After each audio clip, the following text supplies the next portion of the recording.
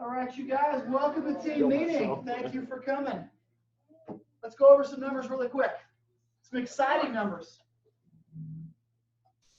I'm going to give you the January total, which is awesome. I'm going to give you the February total, which is better. Now keep in mind, last year we did $225 million in sales. We had 669 sides. The goal for this year is to get to 830. I had a conversation with Kevin. Kevin's like, if we're recruiting so many agents, our CHFR production for next year should naturally go up. I think it's right. So 830 transactions would be our goal. So to start out January. Huge. Huge. This is huge, okay? 5.7 now last January we did about 13 million. It's our best January ever. Because of the position of the company trip, Christmas, New Year's trip was just kind of a weird thing. Didn't get the production that we want. Last year in February, we did 15.1 million. As of right now, with the stuff that I know about, we're at about 13.8. So we'll pass the 15.1 that we did last year. And then I think every single month here on out will be bigger and better than it was last year, which was our best year ever. Now, why would we share this number with our group? It's because if you have goals for yourself this year, whatever the goal is it 5 million this year? Is it 10 million? Is your goal to get to 3.5 million? Is it 9 million? Whatever your goal is, if you did not hit it in January, because a lot of you probably take a very simple goal. You take 10 million, you divide it by 12 months. You take 5 million, divide it by 12 months. That's what I have to hit every single month.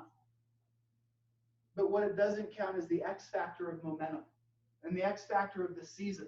So knowing that we hit this, and I think we'll probably be north of 16 for February, what I'm counting on is I'm counting on, for us, solid recruiting, and I'm counting on quality conversion of our leads.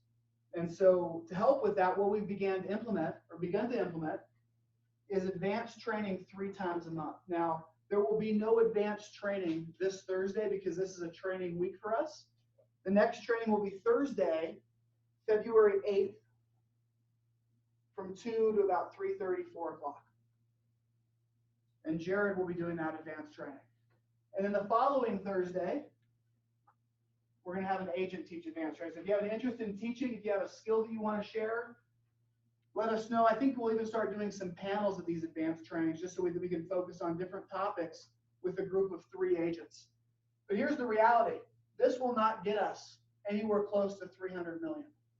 But if we focus on little things that lead to big results, that will. And the little things for us right now are quality recruits, quality leads, and then of course quality training every single week. So those are kind of what the numbers are right now. That's how it looks. How many of you guys feel that you're busy right now? Getting busier. We have some laughs, some people that are slammed. I know Helen's not here. Helen's got 8 buyers/sellers in the car right now. That's pretty hot. Who else has got people they're working with? What do you got? I got 4, and I just found out we got the offer I put in last night. You got it accepted? Congratulations. Awesome job. Great. And that's going against a cash buyer. Going again? Now, how'd you win that one? Now, how did you win that one? We put it in with an escalation clause. Mm-hmm. Lender called yesterday. Seller wanted to give it to a home buyer, a first-time home buyer rather than a cash buyer. And we ended up doing a $3,000 appraisal gap. As of today, I have to rewrite I need to give them a clean offer instead of countering back and forth. But as soon as we're done with the meeting here, clean offer goes out. We will close in 21 days. Now, here's the expectancy. Now, and we talked about this at the advanced training. If you have a buyer, and what type of buyer was yours? Was FHA? Conventional 5% down. Okay, conventional 5% down. And they have a 11-month-old gorgeous little girl, and they did the pictures and the letter and the whole 9 yards. These little things all work. And here's what I got to tell you. You take your weakness. So if you have an FHA buyer, if you have a CHFA buyer, don't try to hide behind it. Don't call me up and say, hey, I've got a CHFA buyer. FHA, should I not check the FHA box? Can I check conventional and then change it? Here's what you do with the perceived weakness is you just you approach the listing agent and you make that into your strength. Like for me, what I'm tired of doing is hiding behind or hoping they won't call me out on my CHAPA deals or my FHA deals. And so I approach every listing agent the same way and say, look, I've got a CHAPA buyer, but they're amazing. They're first-time home buyers. They do have some money saved up, but it's going to, we've got the inspection, we've got the appraisal, we're putting $1,000 down for the earnest money. And my line for earnest money is this. I know you're asking for $4,000 in earnest money. We only have $1,000 to put down, but even if we were putting down $10,000, we could still get it back by utilizing the loan objection deadline. It doesn't matter what the earnest money is. It matters, is the deal going to close? And I have the best lender in the state of Colorado to help me with this transaction.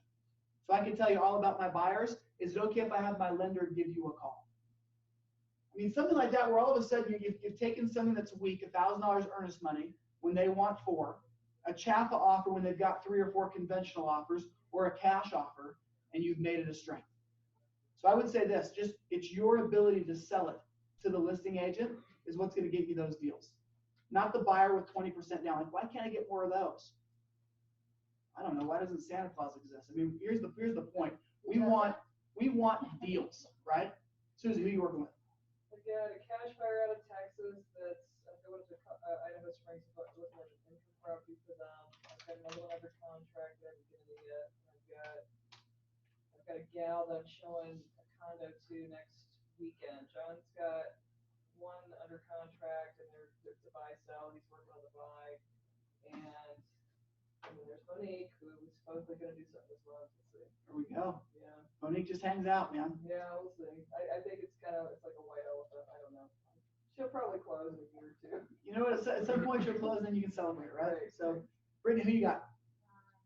One under contract, one active listing. And tell us about the one under contract. Denny, Is that the 425? yeah, And tell us that one. That's a good one. like all of it, like how long I've known her, or just it was a backup. Well, this is a deal you've been working on for 2 years.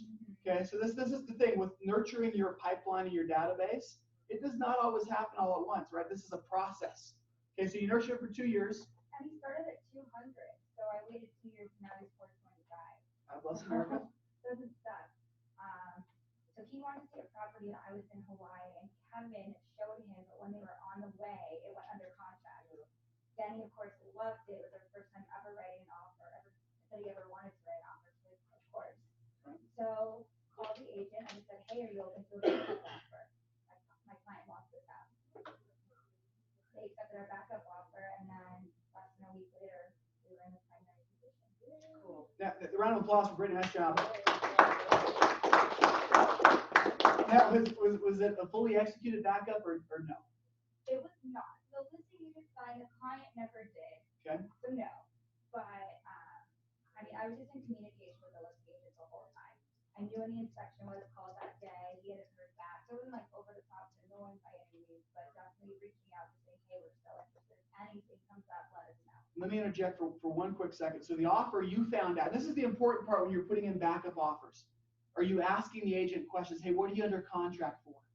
And this agent said, It was like, so the list price was 425. They were under contract for 423. okay, so was it a net 423 or was it lower than that? No, So net 423, and what was your offer? 425. So I think when you're doing backup offers, if you find out what they're under contract for, it's listed for 425, maybe they're under contract for 425.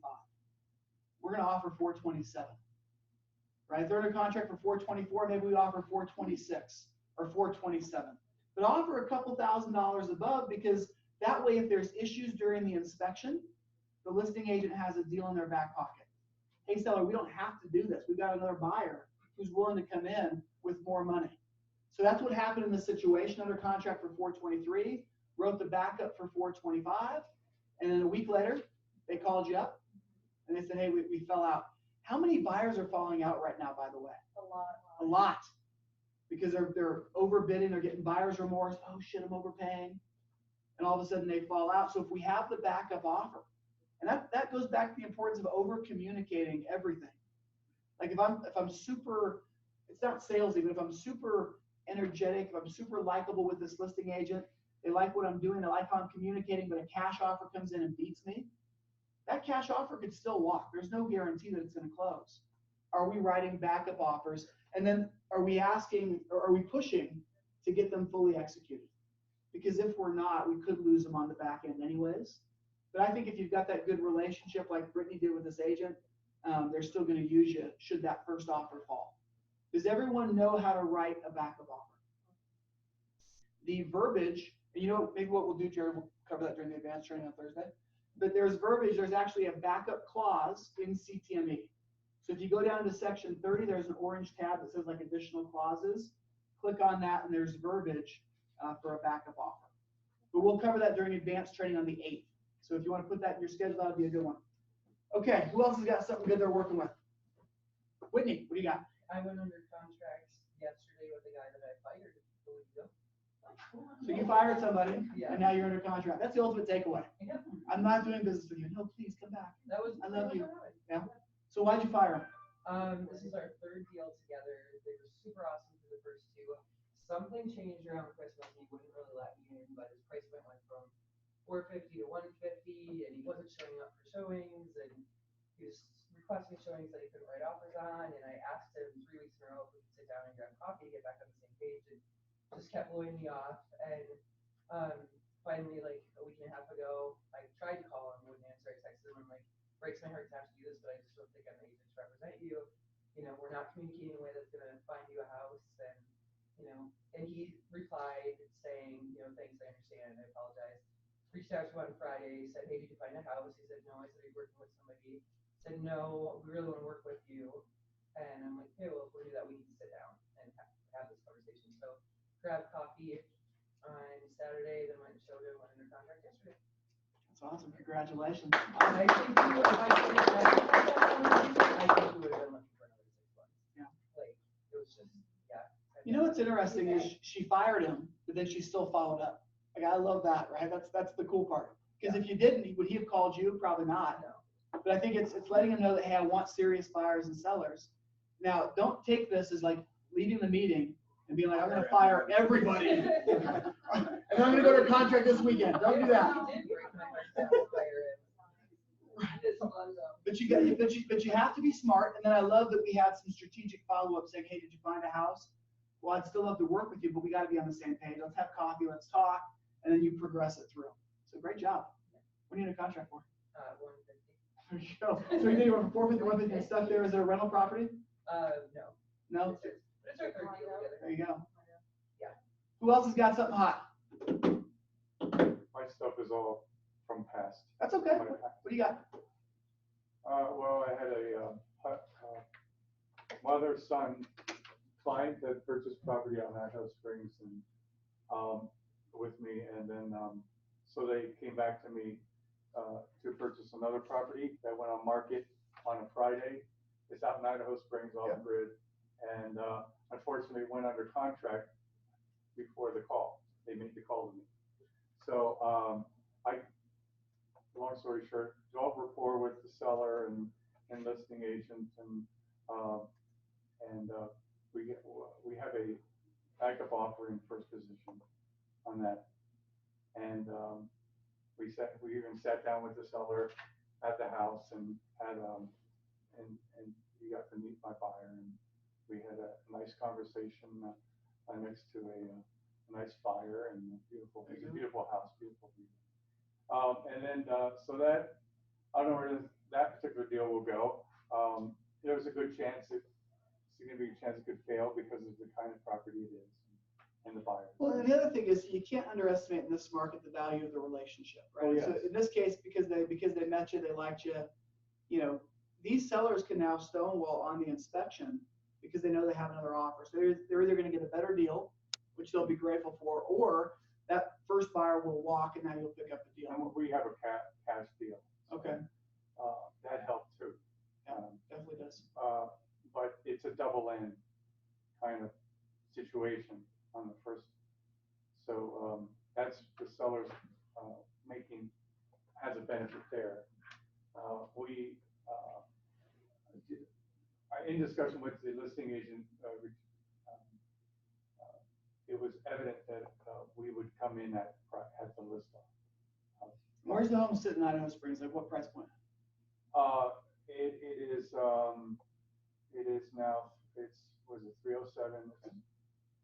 It's in the low threes. You know, and bottom line is it all starts with prospecting, right? So Jared and I had sat down and said, okay, let's create a mantra, right, for, you know, what we are as agents and where ultimately we want to go. Because I think every single agent in this room, they want positivity in 2018. They want to make more money, but it has to be prospecting focused. I know Andrea, the last half of the year, closed a ton. What'd you close in the last 6 months of the year? 5 million? No, 5.5 total for the year. And it was all. Most of it was in the fourth quarter. It was all in the fourth quarter. Now think about Andrea. Give her a round of applause, Andrea. Now, here's what I'll tell you. Andrea came on, just started hitting the phone like at her own pace, right? And sometimes with leads, it can be stressful. It can be overwhelming. What is the business model that you're creating for yourself? And then you have to follow that business model. So if you keep that same pace all year, Andrea, my God, that's a huge year. It could be a 10, 15, $20 million year. Good thing I did because I got nothing right now. There you go. Well, and this is, we talked about this with Whitney, right? That if we don't hit the business, the phones, November, December, January, and February is the byproduct with 0 deals. So I think right now, if we can invest in the phone, great things begin to happen. So I passed out a little sheet of paper. Starts with today is me. This guy right here. Got one for you. That's Josh's.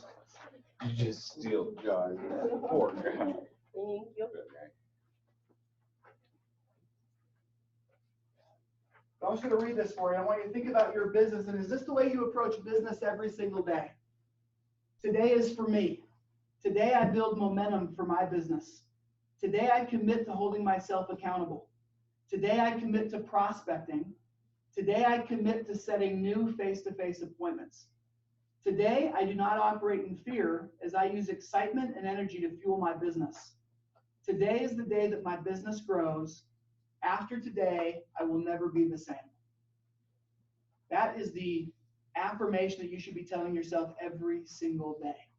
Because I think all too often days pass, and then those days turn into weeks, the weeks turn into months, and pretty soon it's March, and you're like, damn, why do I have no momentum right now?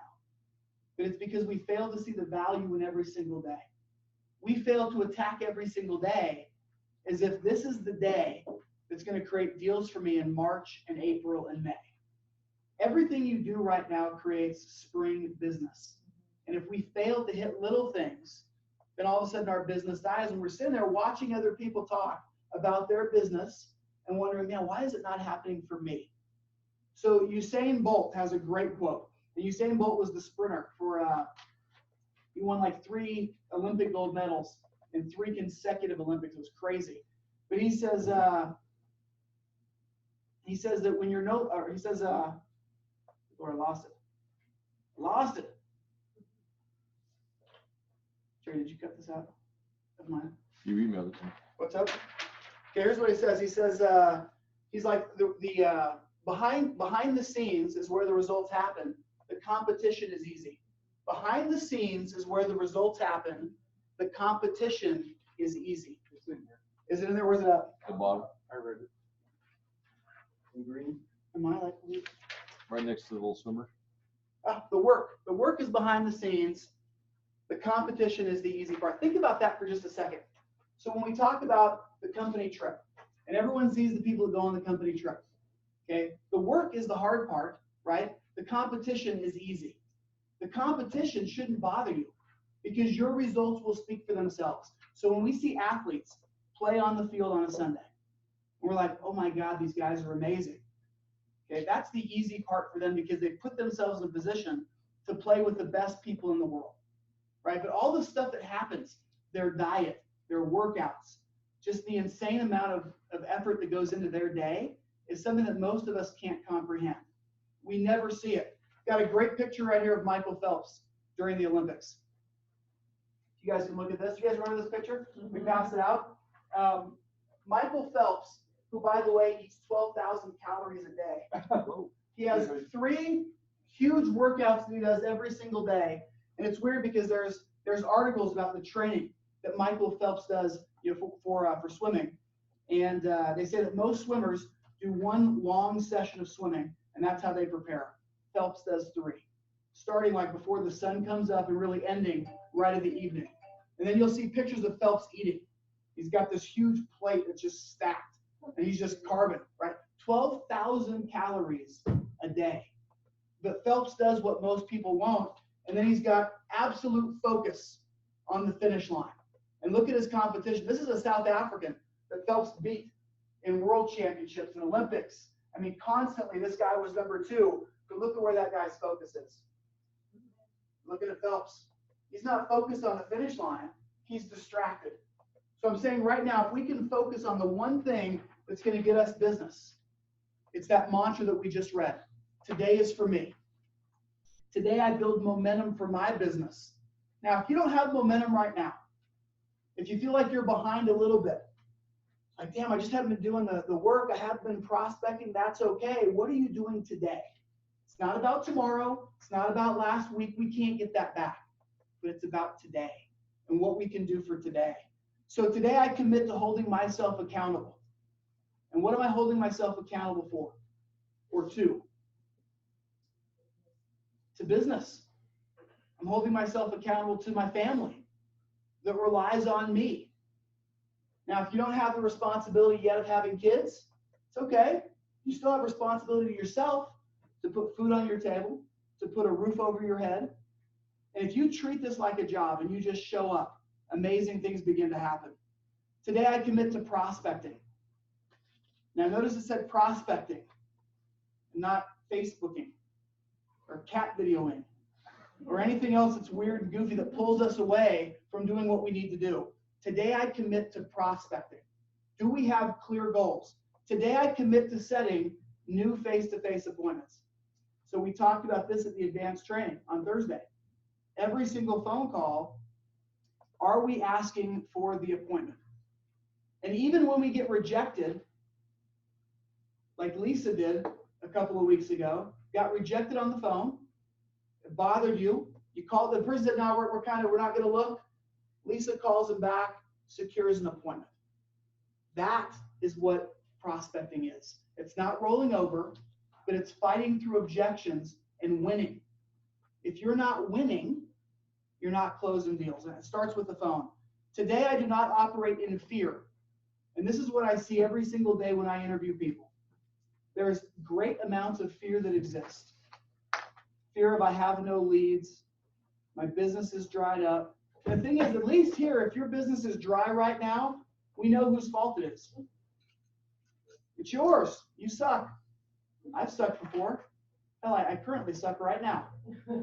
But if we keep working and setting goals for ourselves, good things begin to happen, right? But the fear, and thank God you're not buying Zillow leads or Trulia leads or Realtor.com leads because they are expensive. And if you don't work those leads, that is a huge hit to your wallet and your gut. So I do not operate in fear as I use excitement and energy to fuel my business. Today is the day that my business grows. And think about the paychecks that come with that. As your business grows, money goes into your bank account. Don't feel like you have to spend it. Let it stay there. Watch it grow. It's very exciting. Okay? Today, I will never be the same. After I put in the work today, after I make the calls today, after I find my appointment today, my life, my business will never be the same. I read this mantra every single day. In fact, we're going to start meetings with it from this point forward with this mantra because it's all about today. And I think so often, we think back to what we should have been doing last quarter. God damn it. If I hadn't gone to those bachelor parties and those weddings, if I hadn't done this, if I hadn't done that, my life would be so much better. Well, it can be better starting right now. But you've got to get rid of the past. Say, I don't care about that. I care about today. How many hours do I have today? Well, shit, I only got 2 hours I can make calls. Well, when's the last time you prospected 2 hours in a day?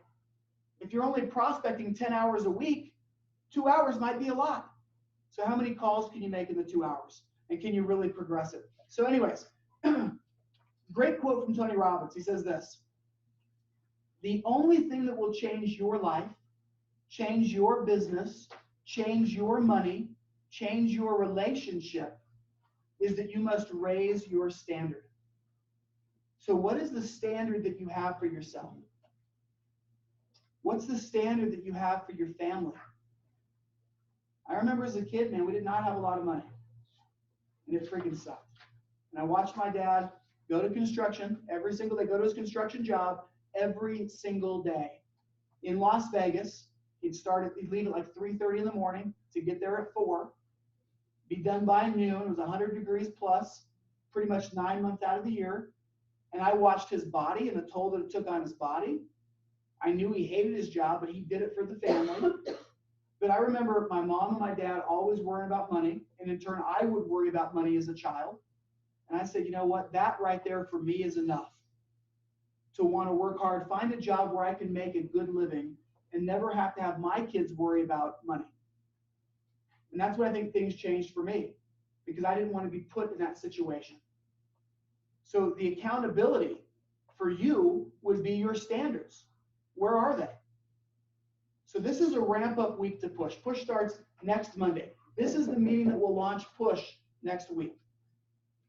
So what's your weekly standard for prospecting? And we talk about this all the time because it's so important. Like, what are you willing to commit to during the next 2 weeks to enhance and grow your business? And if you commit, great things begin to happen. If you don't commit, it's going to be like it always has been. It'll always be up and down until you consistently commit to your prospecting numbers. So give me a number this week. Well, first of all, give me an average of what you think you prospect in any given week. What would be an average number? Whitney, what do you think? 18 hours. You think 18? Okay. Tate, what do you think?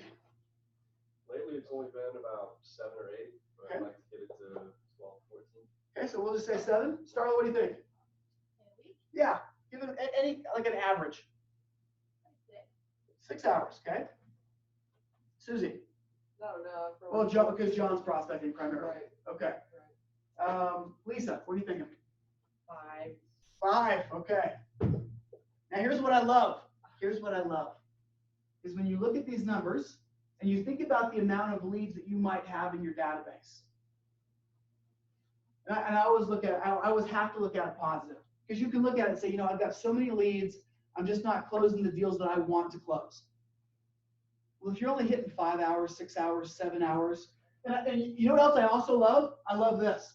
If we had started with Lisa, I'm not saying everybody did this, but Lisa might have said, well, I did 10 hours. And then we asked Tate, hey, Tate, how many did you do? And because he heard 10, he had permission to go, well, I'm doing about 8.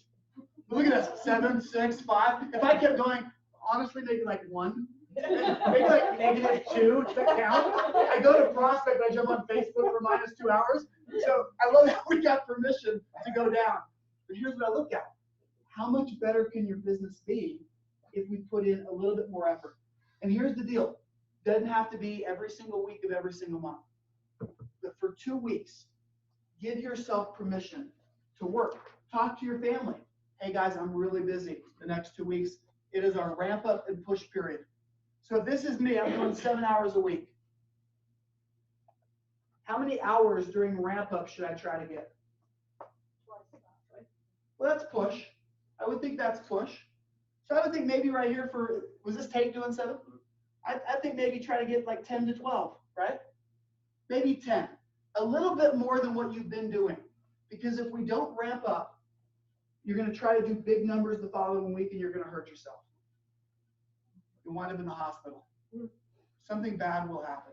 So you got to prep yourself and work into it. So what if you're doing 18? Maybe you do 18 one more week. And then what should you be doing next week for push?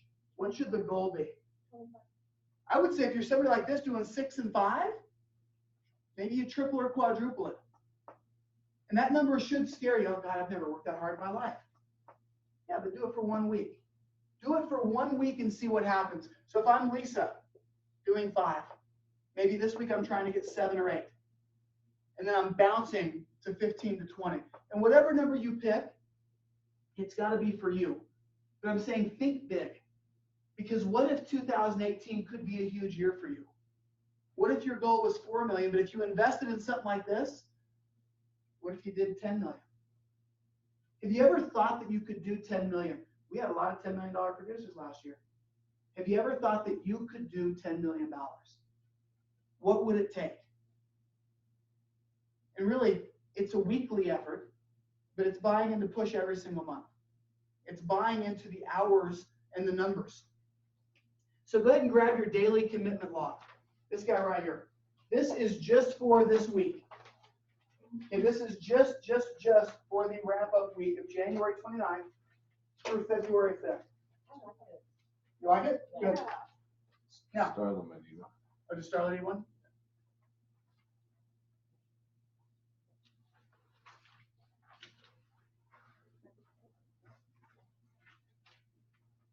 Now, first of all, let's just talk about when ramp up is and when push is, because you have to understand what we're trying to accomplish. So ramp up is officially on as of right now. So all of these numbers that we're talking about right here are from Monday right now until next Monday at 12:59 p.m. right before the 1 o'clock launch for push.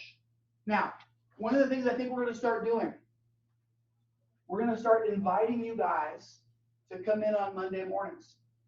We've had amazing success. A lot of you guys know Cody. Cody comes in on Monday and makes calls from 8 to noon. Amazing results from Monday prospecting. So if you want to come in before the meeting and make some calls, we think 8 to 12 is an amazing time to catch people on Monday. So when you have goals or when you set goals for yourself for the ramp up week and for push week next week, what you've got to do is you got to say, okay, if I'm not where I want to be on Sunday next week, I can come in Monday morning before the meeting, and anything I get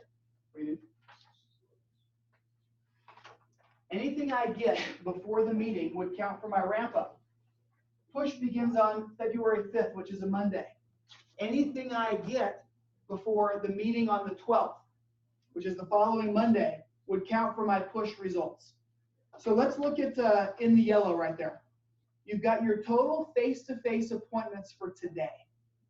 And this is just important that you understand what we're looking for right here.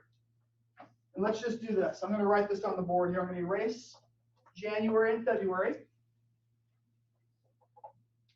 And we're just going to write Monday, Tuesday, Wednesday, Thursday.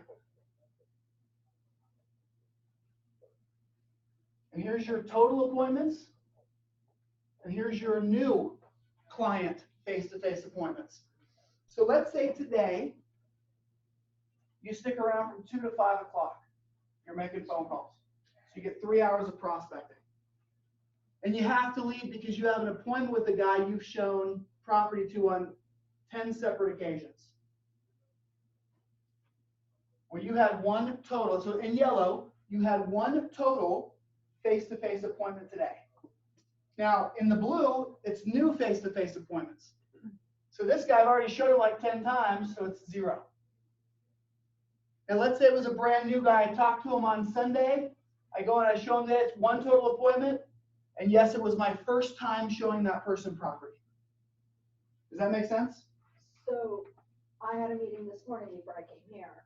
New face-to-face, buyer consult, never met him. So that would be count a as total and a new? Yes, it would be 1 and 1. You did one total appointment, and it was a brand new buyer or seller. Got it. But that wouldn't count for the ramp up. Because the ramp up starts at 1 o'clock. Oh, I know, it sucks. What if it's not a new, what if it's not an online lead that you're meeting? You can still count it. Okay. This is prospecting in general. What if it's a referral? So if it's a referral, you did one total appointment, it's brand new to you, you mark a 1. What if you did 3 appointments on Saturday? You've got a guy, you're getting ready to list his house, you show him a couple of times, that's an older client. You got a dude you've shown 4 or 5 times, that's an older client. And then you got a brand new lead that you picked up at Phone Jam on Saturday, or on Phone Jam on Thursday, that you show on Saturday. So you have 3 total appointments, 1 of which is brand new. Does that make sense? Because here's what we're trying to get, you guys. We're trying to get this right here. And I want this to sink in. Because the one thing Jared and I talk about a lot is, where is the focus? And if you come to the meetings, the advanced trainings, more advanced trainings, the focus is always what? Get face-to-face with people. So let's say that a week passes. This is your ramp up week. So today, let's say you're making phone calls, you have 0 appointments, 0 new. Tomorrow, 0, 0. Wednesday, you have nothing. Now here's the deal. You're making phone calls, right? You're actively prospecting, but you've got no appointments. Friday comes, Saturday you have 1, 0, 0, 0. It's the Super Bowl. Nobody's gonna want to see property, or are they? Does anybody not like football? Yes, lots of people. Does anybody hate the Patriots? Yes. All right. So we can show on Sunday. Monday, 0, 0. Here's the point. What are you seeing a bunch of right here? What is your future paycheck going to look like? So you want to start filling it up. Can we see 1, 2? Can you have a day like Saturday or Sunday where you're showing 3 people? I mean, what if this was you and you start really investing in the phone? Tuesday, you got 1. Wednesday, 0. Thursday, 3. 2 were new. 0, 1, 0, 0, 0. Right before the meeting, 1. There you go. All of a sudden, you can start to see that your future pipeline is shaping up. If you've got 0 appointments, you've got lots of problems. Lots. Compounded. Okay, so the next column is future face-to-face appointments set today. How many people did you talk to on the phone that you set up a future face-to-face appointment? And here's the deal. Be honest with yourself as you're doing this. Get something solidified. Like, don't be like, oh, the guy has a bankruptcy you're talking to. You're like, okay, well, can I show you in February of 19? Oh, I said it. Yeah, let's do that. Great. 1. No. 0. Hey, can I show you property on Saturday? Yeah, I'm available on Saturday. Get something solidified and then mark it down. But I'll tell you what, if you're not thinking as you're on the phone that you have to get an appointment, your business will not be where you want it to be. So when you're on the phone, are we pushing? And what happens if somebody says no? So you ask for the appointment, they say, you know, I just can't do it this weekend. Do we give up? Or do we give them another alternative? And I think that's what we have to get used to, is that a lot of times it's so easy to roll over. Even if we ask for the appointment, they say no, find out why. No, I can't go out this weekend. Oh, okay. I'll talk to you soon. Or do we say, why can't we go out this weekend? What's going on? Oh, well, my kid's in a soccer, he's got a soccer tournament. I've got this, I've got that. I just can't do it. Okay, so you still want to look, you're just busy on Saturday. Okay, great. I've got some time open on Sunday at 11 or 2. Would that work for you? And we continue to fight for the deal. Jared, do you have a comment? Well, I think I was just gonna if we're not asking for the appointment, hey, do you want to go shop for a home? Well, we're not ready to shop. We're not ready to look at houses. And I think the thing that I use a lot is, hey, let's just get together and make a plan. It's not about shopping or finances or anything like that. It's just you and me meeting and making a plan. Well, we're not ready to shop. Well, I didn't say shop. I said, let's make a plan. If we put a plan together and then we find something you like, we could take action. But the way it sounds is we may not ever be taking action, but at least if we have a plan, you're ready. Nobody can say no to making a plan. And I think that that's where I would always leverage opportunity is hey, let's get together, just make a plan. And as soon as they get together with you, then we say, hey, well, have you thought about shopping? Well, I guess we could go look. As soon as they start looking and making a plan, they'll start taking action. If you can't meet them and you can't go face to face with them, you're never going to go anywhere. And Jared, I always say I want to get all of our ducks in a row before we go out. Well, it's important. And Wouldn't they you just sleep laugh, easier? Wouldn't you feel better at night knowing that you had a plan? And that's what I'm here to help you with, is just to put together the plan. It's set at your pace. Let's just do what you need. So, you have to be asking to meet them. And some people are trepidatious because they know their credit's not perfect and they might be a little bit embarrassed. But if we can get them talking and they understand that we're their advocate and we're helping them, that's when we start to move the ball forward a little bit. Okay, next column. This is the 4th column over. This is the new checklist conversations today. New checklist conversations. Did we speak to somebody and get a full checklist filled out? And if you find that you're lacking in that department, it just means you've got to ask more questions. Does everyone have a checklist? We have multiple checklists in our book that we have access to. And there's also, they're hanging by the copy machine. Yeah, if not, they're right there on that little rack, just right by the copy machine. I have a suggestion. Can we make it a PDF that we can just fill in online? Because I don't have a printer at home. You can do whatever you want, whatever makes you feel good. Well, I can't do that. we just don't have an edited, I guess, editable PDF. Right, that's what it would be. I guess we could look at it. Doesn't, I don't know, would I have anybody? I just don't have a. Here's the whole point. Yeah, already done? You can just even take a notebook, just asking the right questions will be just fine. The whole point is this, are the people you're talking to qualifiable or are they not? And if they're qualifiable, why aren't we getting them in the car to look at property? Right, this is your business just as much as it is mine, as much as it is Jared's. We got to push people to get them out. Total conversations today. How many people picked up the phone when you called? So the expectation should be 15 to 20%. So if you make 100 phone calls, are we getting into 15 to 20 conversations? And then what's the conversion on those into checklists? I would think this, if you're an expert on the phone, like if you're good on the phone, 1 in 8. Meaning if you have 8 conversations, right, you should get 1 checklist filled out. So if you're making 100 phone calls, right, and you're really being aggressive and staying on top of your numbers, you should probably get 2 checklists. But this is why we stay on top of the numbers, because what if you make 100 phone calls and only 5 people pick up the phone? That's not a bad day, just bad timing, right? But you didn't have enough conversations to really be able to gauge whether it was good, bad, or otherwise. So track your numbers. Number of phone calls today, how many did you make? Number of hours worked today, and then my goal for hours worked today.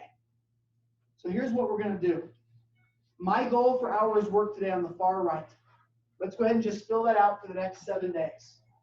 What is the goal for you of how many hours you're going to work?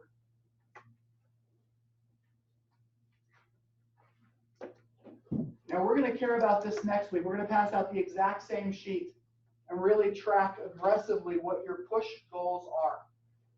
But right now, only you know how many hours is average for you.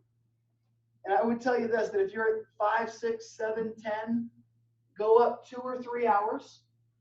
And again, this is a minimum. If you want to go more, you can. And I love what Austin has done. Austin did 1 push period for 3 weeks in a row. And he's like, I can do this every single week. I can put forth this kind of effort every single week. But that's why Austin is he's increased his business since he moved here on a per year basis by more than 300%. Think about that. Think about increasing your bottom line by 200 or 300%. How would that feel? And would that make you sexier to your spouse or partner? You're damn right it would. Susie, it's all right. No. It's okay. So write down your hours. What is the goal? And again, this is daily.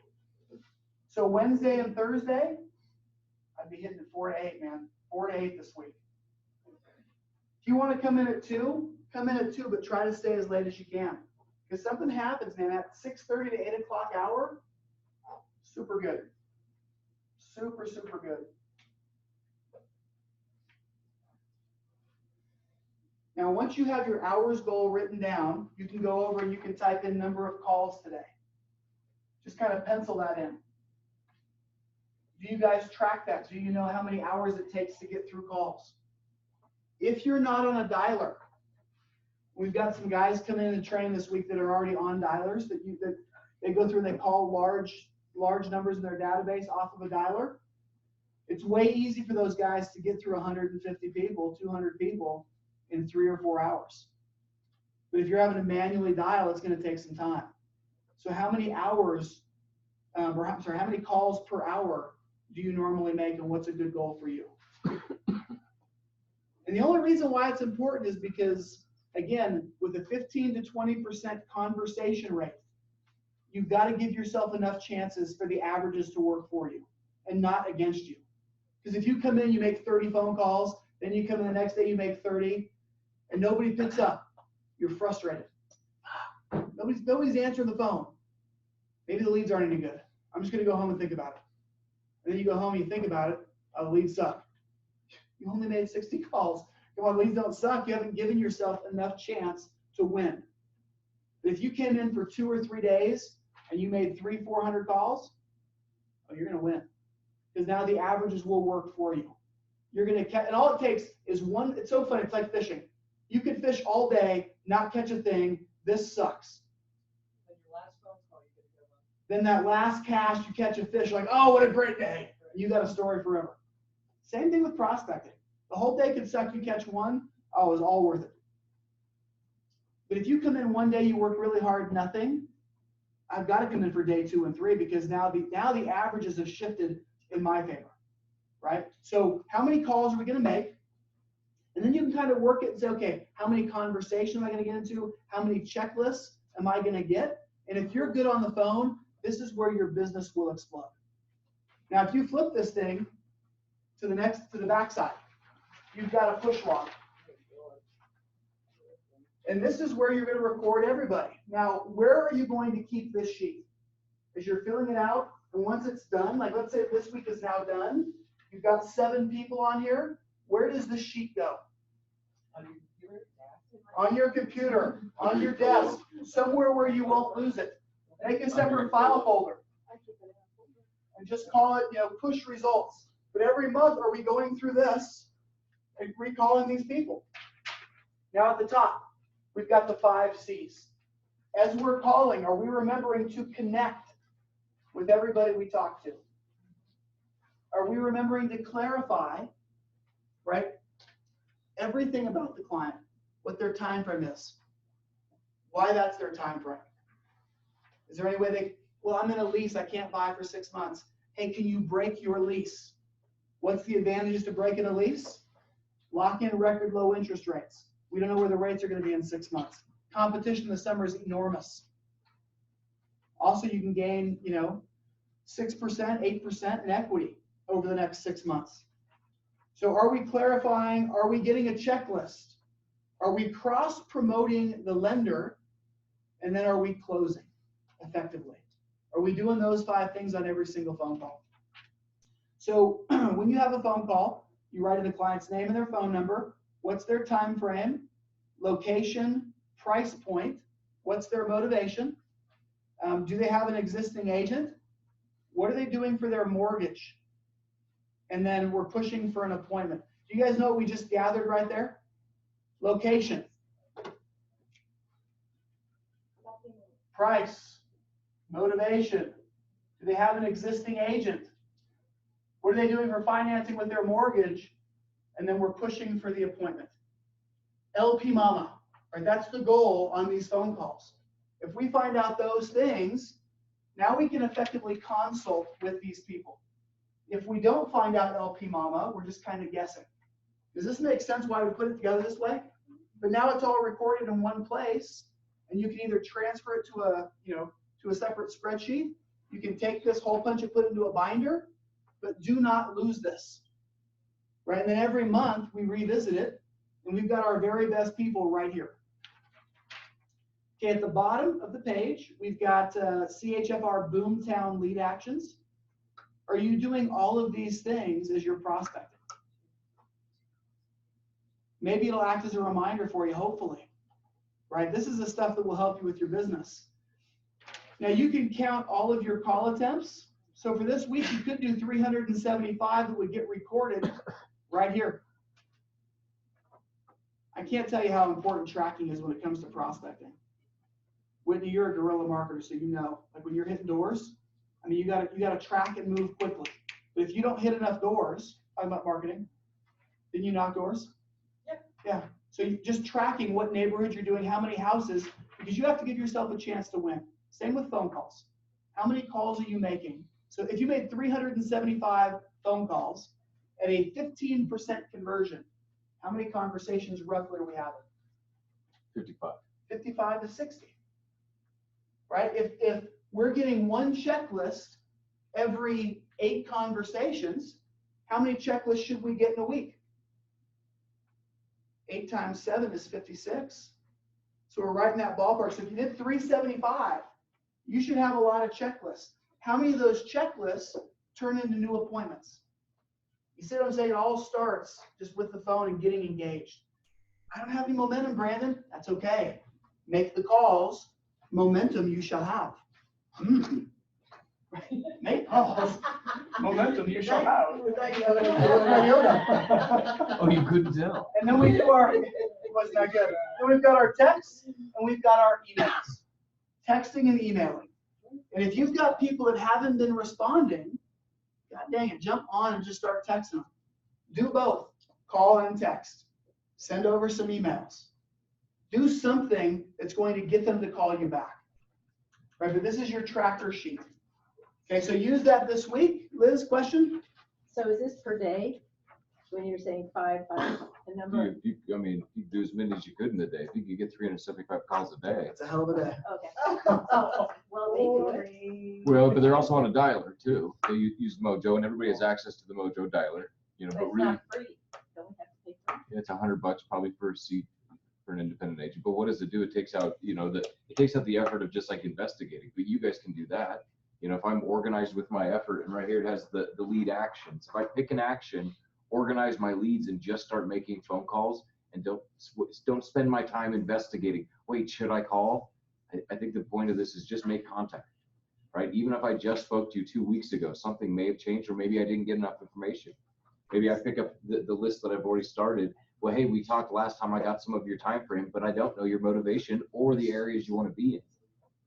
So I think the point is just be organized to make as many contacts as you can. How long it takes you to make 375 is up to you. Now, if you go over 375, just get a separate sheet of paper and continue tracking. You know what I mean? But let's finish up with this. I'm on just on the ramp up period right here. Got a couple of really good quotes that we'll finish up with.